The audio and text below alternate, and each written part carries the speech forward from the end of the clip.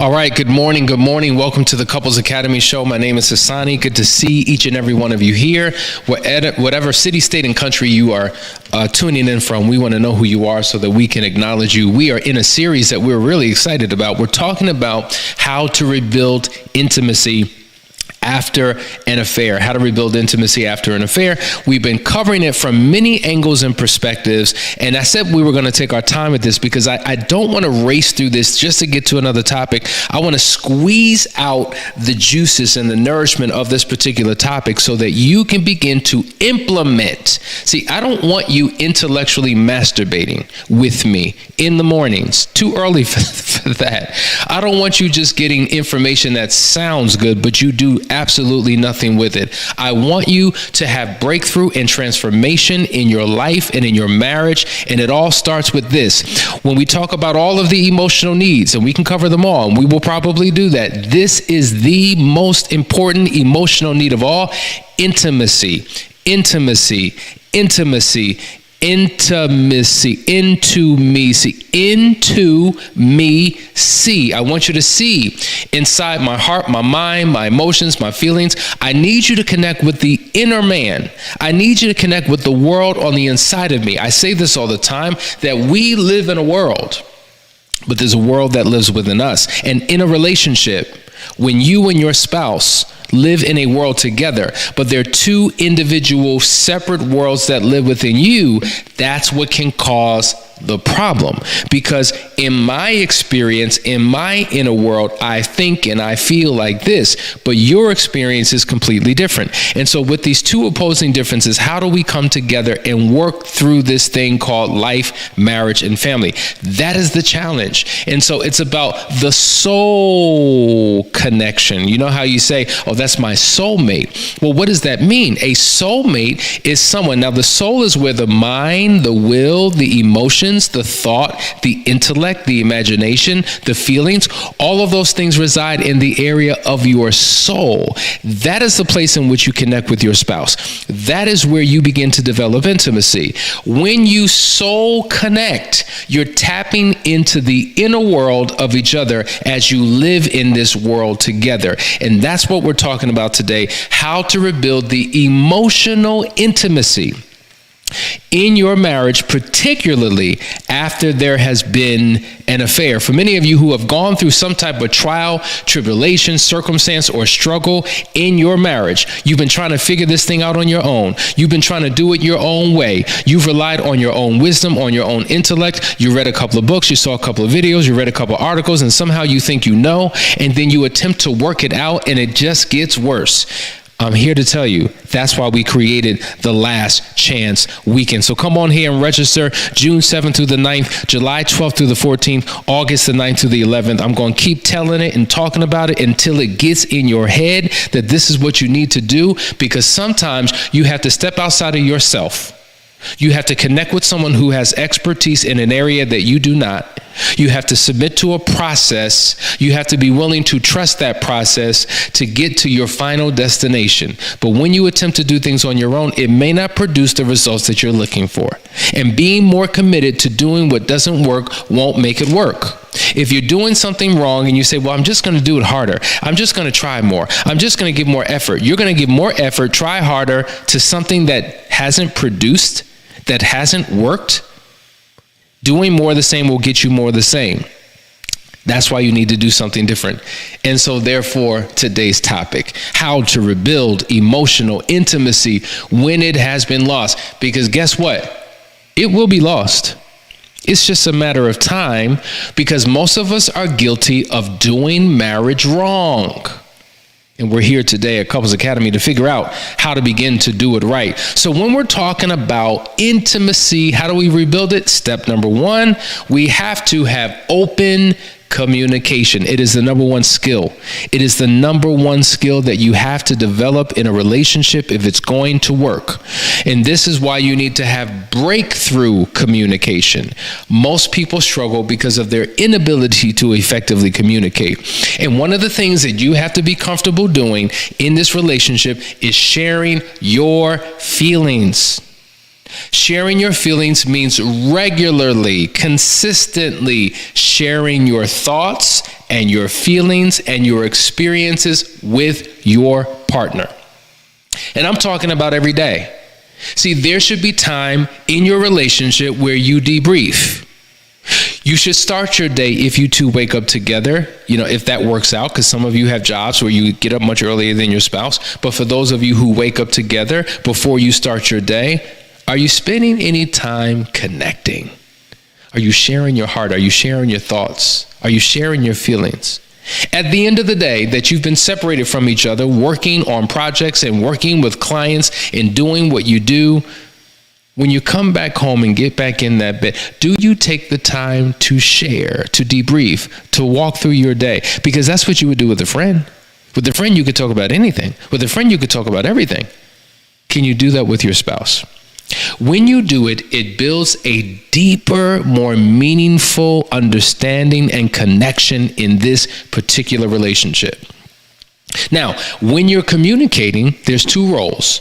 There's the speaker, the one who's communicating, and the listener, the one who is receiving the communication from their partner. It is critically important that you engage in active listening.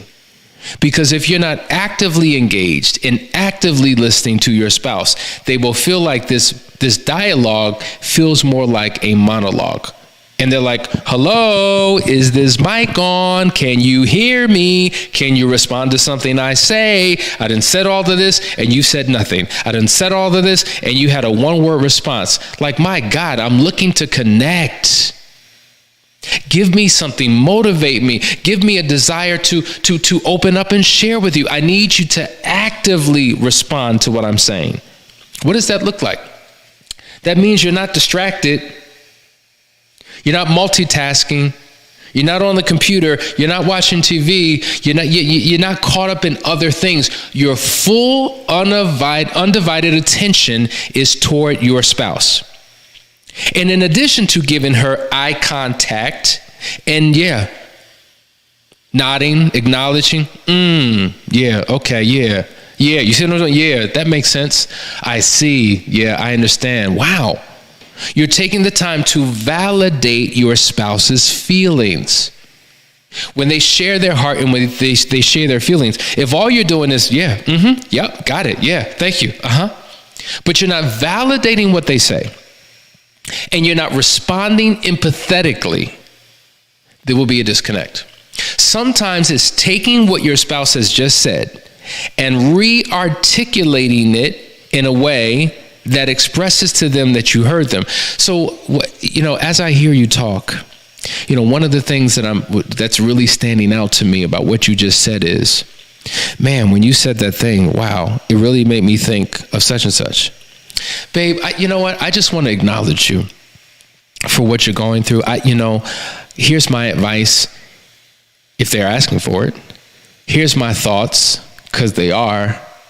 Listen, I don't even know if I have the answers right now, but I just want to let you know that I'm here. I'm here with you. I'm here for you. I'm here to be a listening ear. Like, that's validating and acknowledging their feelings. And when you create that sacred, safe space, boy, oh boy, will they begin to open up. And the communication will continue and continue and continue.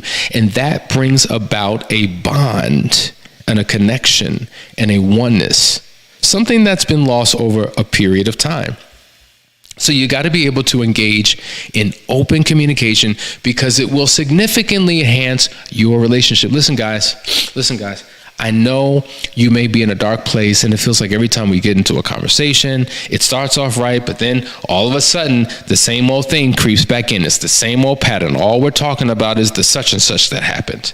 We're going back to the crisis. We're going back to the pain point. And both of you have to be intentional to know when to and when not to engage in certain conversations. Because if every time we talk, it always winds up going back to that, well, guess what? Now I have an aversion. Now I'm not interested. You know what? We'll talk later. You know what? I got other things to do. You know what? I'm busy. Now I try to avoid and evade. I tuck and run. I bob and weave. I'm doing all this stuff to avoid the inevitable conversation that I do not want to have. And sometimes we haven't learned when to hold it. We haven't learned when it's not appropriate and when to engage in certain conversations in the right environments. Because if we can have a light-hearted conversation, a connecting conversation without the drama, without the stress, without the pain, it motivates me to want to come back to engage in more.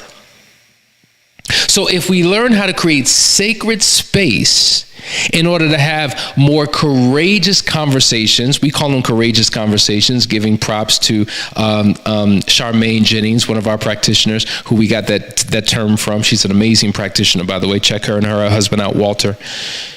Courageous conversations, which many of us call difficult conversations, like draining conversations, like, oh my God, when is this going to be over? I can't deal with this anymore conversations. I just want to be free conversation. Courageous conversations where we show up as our best self. But in between those courageous conversations that we have to build ourselves up for and prepare for, we should have connecting conversations, lighthearted conversations, open-hearted conversations, vulnerable conversations. Those things are critically important if we're going to establish emotional intimacy in this relationship.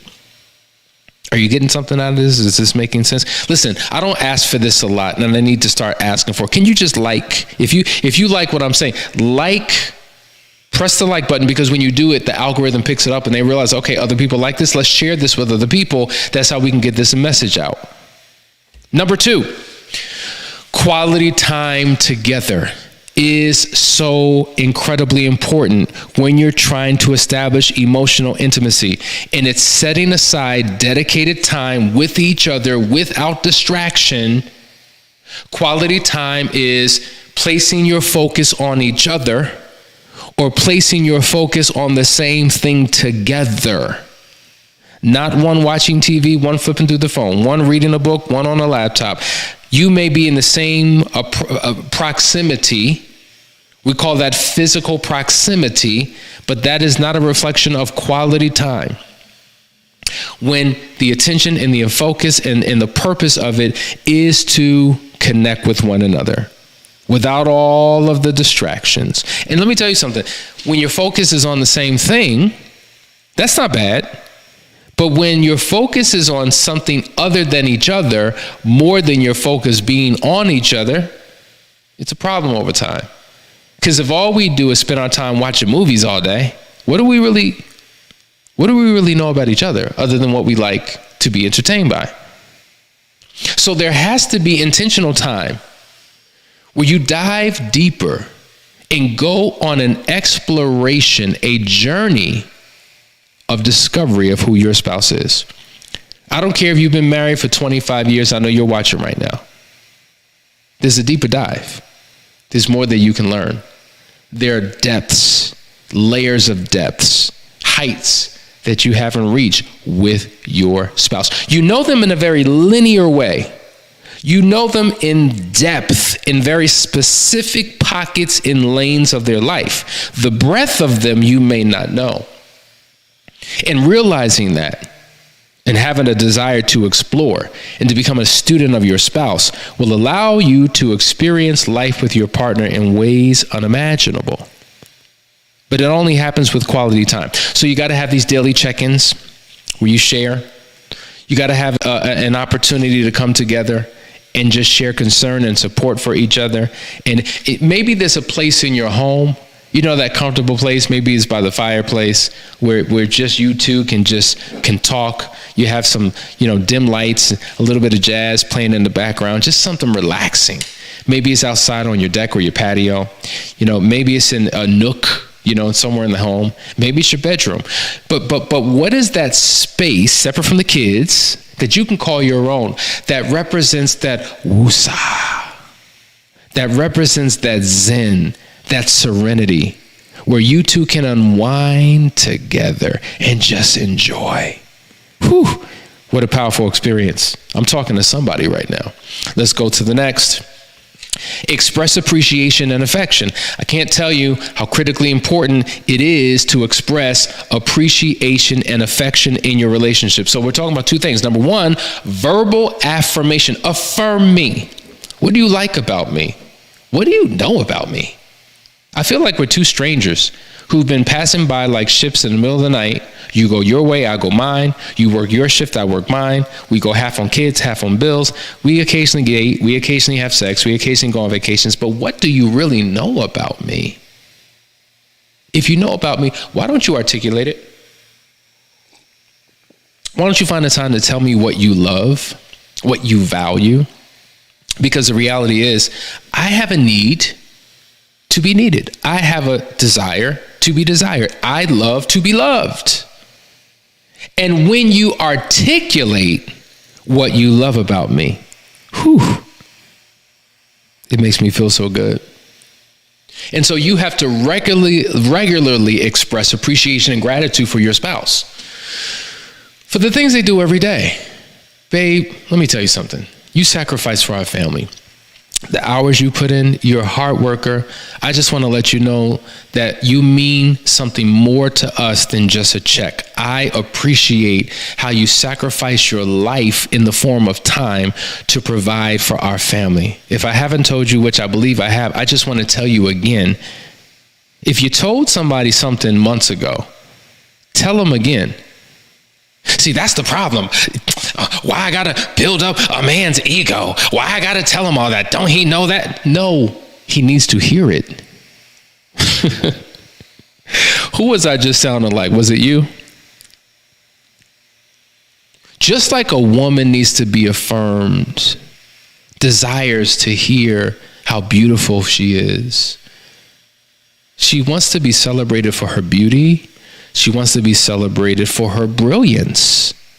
She wants to be celebrated for how she takes care of her body. She wants to be celebrated for what she does for the family, for the home, for the children. Women have a way of, when you give them a seed, they will take that seed and produce a harvest. And they want to be acknowledged, and they should.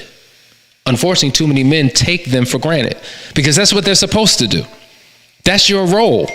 That's what you signed up for. Why do I have to celebrate you? Why do I have to congratulate you? That's what you're supposed to do. Well, wait a minute. You go to a restaurant and wind up being served by a server. And guess what? You tip them at the end of your meal as a way of showing appreciation and gratitude for what they didn't even cook the food. They just brought it to the table. But yet you tip the server. And you won't tip your spouse with a compliment. You won't tip your spouse with an affirmation, something that will speak life to who they are. Your wife needs to be affirmed. Your husband needs to be affirmed. He needs it. See, there's two types of women. This applies to men. I only heard it in the context of women, but it's not. Women don't have a monopoly on this, so okay. There are makers of men and breakers of men. There are women who have these tacit tongues, who know how to spit venom, who know how to tear a man down, who know how to literally destroy his self-esteem with her words. You ain't nothing. You just like your no good daddy. If you was a real man, like, okay. You do some form of that if you're a breaker of men. And unfortunately, you have men who do the same thing. They tear a woman down. They have her questioning herself. She was once confident, but now she's all insecure. She don't even know who she is anymore. She's stressed out. She's messed up over some man that don't do right, that don't show up right, that don't affirm, that don't appreciate, that don't value. So you're both guilty of the same thing. But then you have makers of men, those who speak life into, those who encourage, those who build up, those who see the potential in a man. And even though he's not living in the manifestation of it, she sees the seed of potential, and she's going to speak to the seed in that man, not the weeds that surround that man. She knows how to edify. This is a man who sees the vulnerabilities of his wife. See, one of the functions and roles and duties of a man is to be a protector. Not just protecting her physically like a bodyguard because of his physical strength, but protecting her heart, protecting her mind, protecting her vulnerabilities, covering her insecurities and her inadequacies and her body issues, like those things. That is his job. and will speak life into the situation. When you can do that, oh my God, you make a woman feel safe. Because every woman wants to feel safe. I just don't feel safe with you. I don't feel like you're a protector of me. I feel like I'm on my own in this world. I need to feel safe and secure in this relationship, and you have the ability of doing that. And one of the ways is by what you affirm. So there's the articulation of your love, but then there is the demonstration of your love. Two things, guys. You have to articulate and you have to demonstrate. To articulate without demonstrating, you miss the mark. To demonstrate and not articulate it, what you're demonstrating, you miss the mark. You got to do both. So when we're talking about expressing appreciation and affection, it's taking the time to touch. See, I talk about these 4 T's. If you give your spouse touch, talk, time, and tenderness, those 4 things, game changer: touch, talk, time, and tenderness. Being tender, being gentle. When you touch your wife, be gentle, be soft. You've heard it. You're too rough. You're too hard. Golly, I'm gentle. I'm a flower. I'm a lady. Can you just give me affection? When you touch me, can it not be about stimulation? Can it not be about you trying to turn me on? Can it not be about sex? Can you touch me for the sake of touch? Can you touch me in a non-sexual way? Can you not have a goal attached? Can you not have an agenda? Can you just hug on me and love on me and caress me in a non-sexual way? Give me touch. Stroke your fingers through my hair, rub my shoulders, massage my feet, touch that dip in my back, rub my knee. Do those things that show that you care for me. Not that you just sexually desire me. Care for me. Because when I feel that, I'll give you everything that you so desire. But guess what, ladies? Men need it too. Oh yes, we need it. We need it more than you think. We need it more than you know. Because many men question, do you even desire me? See, now, men feel desire when you are sexual with them. Because we, generally speaking, have a strong desire, sometimes a higher libido, a bigger desire, generally speaking. And so your ability to serve him in that way does something for him. But outside of the bedroom, are you touching him outside of the bedroom? I love touch. Hold my hand, sit close to me, cuddle with me, stroke my face, my head. Man, that makes me feel loved. And when you do that, it builds an emotional connection. So you got to understand that affection is an emotional need. Let's think about it. When you're not getting it, what does it do to you emotionally?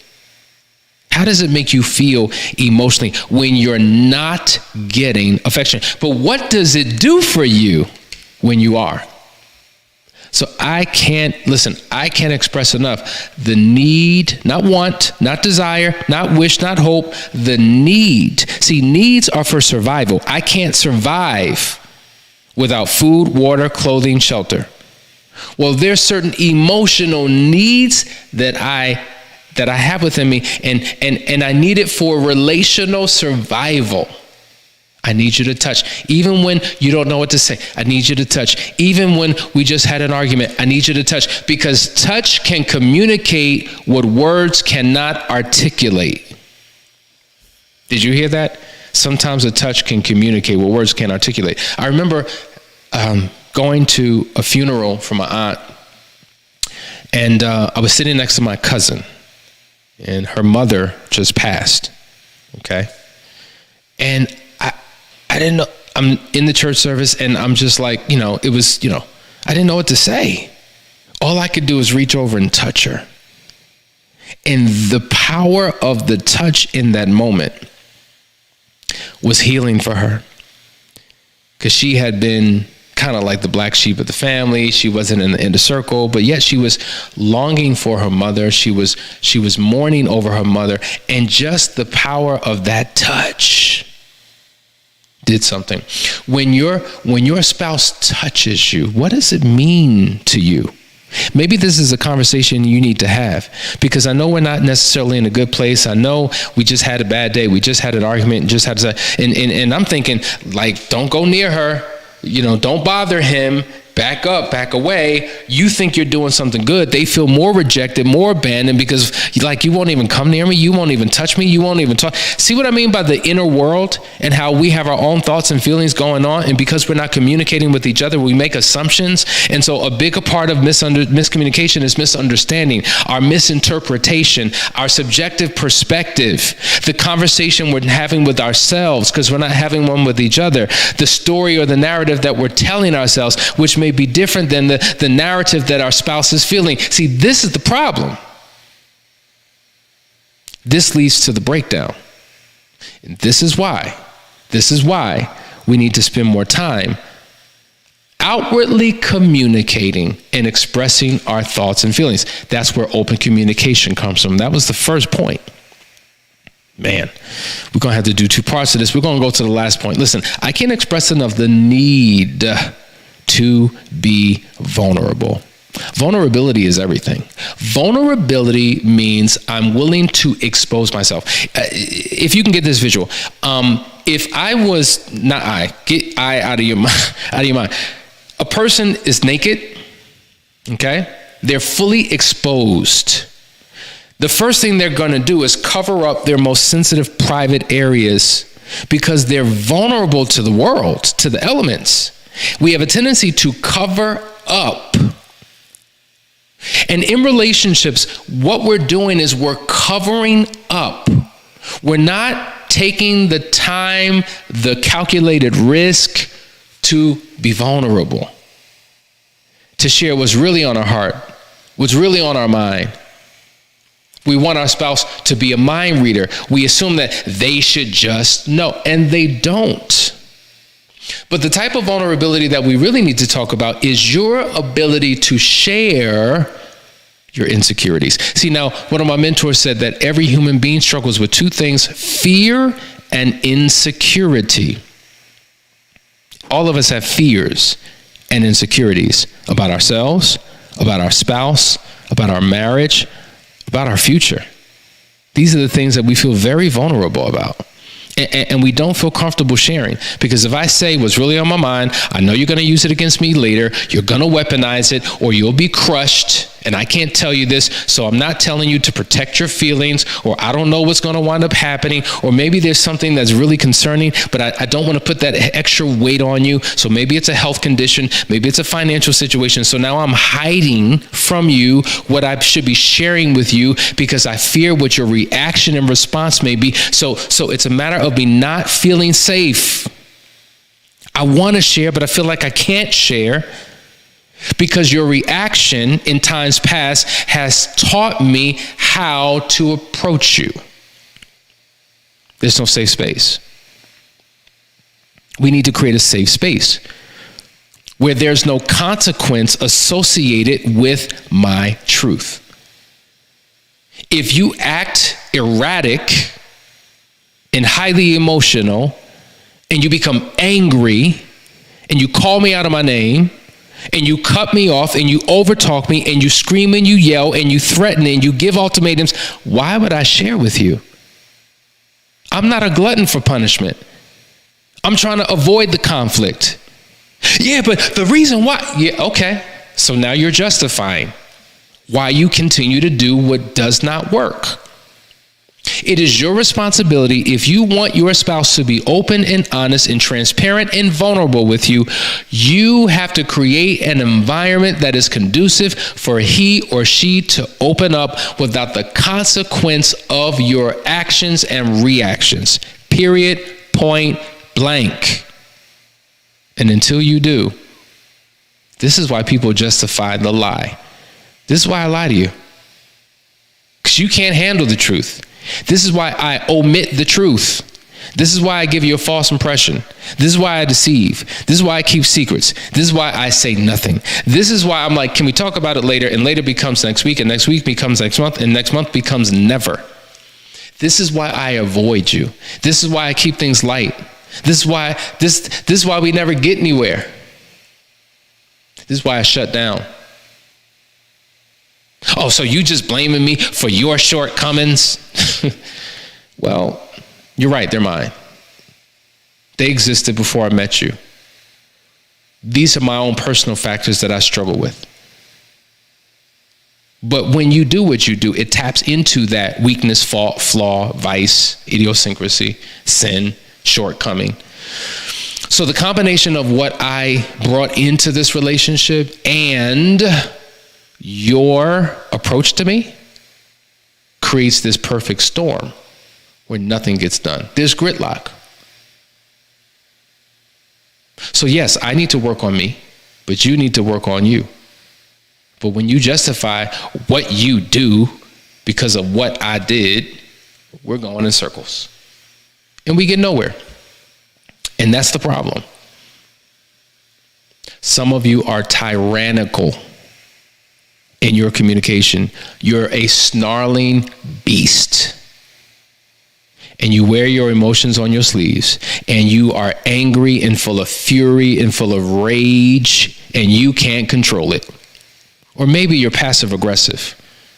You go along to get along. You'll say what needs to be said to get you through. You're lying to make somebody feel good. You're a people pleaser, but you keep sabotaging and disappointing your spouse because they can't trust nothing that you say and they can't trust nothing that you do.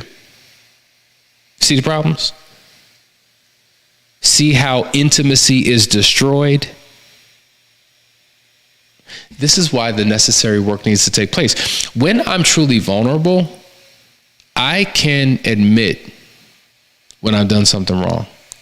I can admit my shortcomings.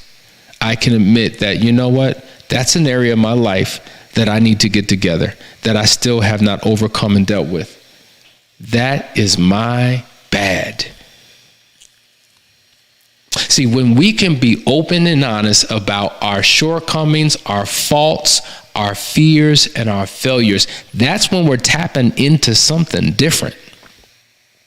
But your ego and your pride continues to get in the way. And that's why there's a breakdown in your relationship. But we're talking about how to rebuild intimacy.